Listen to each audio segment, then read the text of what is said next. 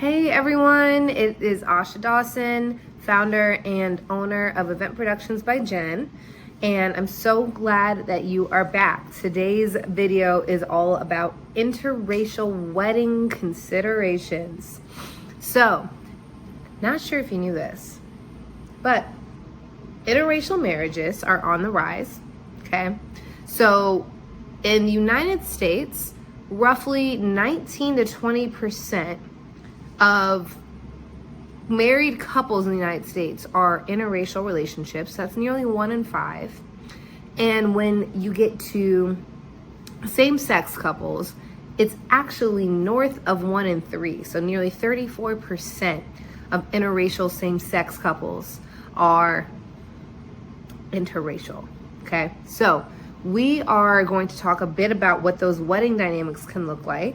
Many couples, I might add, choose to do a variety of marriages. You have elopements, you have traditional weddings, which we'll talk about today, and then you also have just going to the justice of the peace. But what I want to talk about is when you have a traditional wedding and you have two groups from different backgrounds all coming to the same event to celebrate this couple, and also working out the kinks of how to make sure this wedding feels welcoming for everyone. Oftentimes what can happen is that we treat these weddings like any other wedding, right?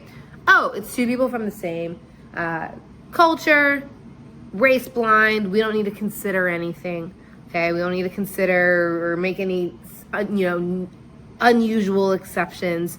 And while that's really nice in theory and in concept and what we would hope, it's not reality.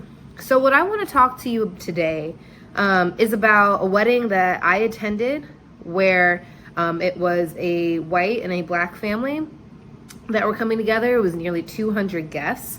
What went wrong and how it could have been prevented, and everything really could have been much better had the planning team considered some things. So I want to talk about some things that you can do or bring up with your wedding planner if you are finding yourself in the same situation where you're a bit nervous about how to make sure your side of the family meshes well with the other side of the family. Let's think about it, okay? Let's talk a bit about that. Well, first I want to say, I want us to consider vantage point. The couple is why everybody is there. Okay, everyone is there to celebrate them, and is genuinely probably very happy for them, right? If they showed up to this wedding, that is not even a huge consideration, right? They're happy for the couple. What we have to remember, though, is that people attending the wedding are not going to have the same nonchalance, if you will, as the couple themselves, okay? The people the couple are dealing with, everyone knows them, they know everyone. But your wedding guests and how they actually experience the event is not going to be that way. The way the wedding guests will experience it is walking into possibly a room full of people who are very, very different from them and trying to put themselves out there or trying to make themselves comfortable, which can oftentimes turn into some awkward interactions that you hear about later. Or it can give rise to expectations for the wedding that you may not have been aware of, that these folks may have, okay? So where do we start? One, we start with the families. If you have not already, as the couple, as the bride or the groom, taken task or taken stock of what the family traditions are on both sides, you need to start there, okay? Just because you're from a particular race or culture does not mean that you necessarily adhere to those traditional customs, but you also never know, okay?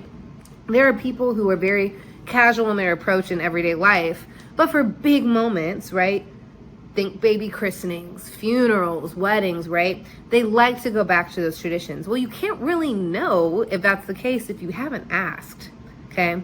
It's not good enough to just leave that with a couple, right? You got to branch out. Ask mom, ask dad, ask grandma, Ask auntie, right? What are the things that have been done before in this family for marriage? And what are the things that are really important? What will my family who's out there be looking to see happen at this wedding? And then you decide how much or how little of those things to actually incorporate, okay? So one, we start with the family. Take tally, what is it that the expectations are? What has been done before us? The next thing you're gonna want to do is be very intentional about placement, about guest placement, okay? Seating charts become more important in these kinds of settings, okay? I went to a wedding where we, the black folks, were all sitting at like a few tables over here. And then the majority of her family, who was white, had the other tables, and it was a bad look. Not a great look. Very 1940s United States segregation era. It was not great. Very uncomfortable for people to walk in and see such division, and not to mention see so few black people. And then also so many white folks, right? The images of that didn't sit well with, I don't think, anyone. Another thing that kind of went off was the ceremony placement. There was only one black person who was in the wedding party outside of the groom, and she was awkwardly placed. She was awkwardly placed at the very, very end. Where the first thing that comes to your mind is, oh, she can be easily cropped out of pictures, and everyone else can just kind of be like in the frame. These are things to consider because your guests are going to be thinking it, they're going to be feeling it, and it's going to throw the vibes off if you have not already kind of planned for this, okay? So what you want to do, be intentional about placement.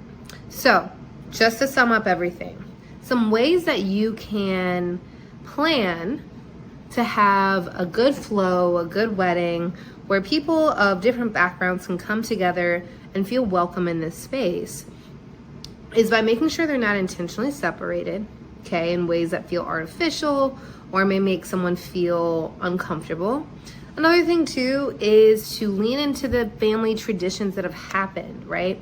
Think about all of those people, all of the knowledge within your networks, your families, your friends, who can advise you and say, look, this is what's been done in the past. Maybe you should think about doing this. Incorporate those pieces. And then lastly, be aware of the seating, okay? Be very intentional with your seating charts, okay? Ceremony doesn't have to be bride's people on the left and groom's people on the right or whatever it is. It doesn't have to be that. It can be reserved seating in the front row and it's open seating everywhere else. Guest chart for the reception can be, we have people seated by personalities instead of by just who they already know. So there's more enmeshing, there's more opportunity for connection. We would love to be able to help you do that here at EPG. Before you go, imagine planning your ATL wedding with a step-by-step co-pilot. That's my DIY Atlanta wedding checklist. Venue shortlist, permit must-knows, 90-day and day of timelines, all in one place. It's free, it's yours, and it turns today's tips into your action plan.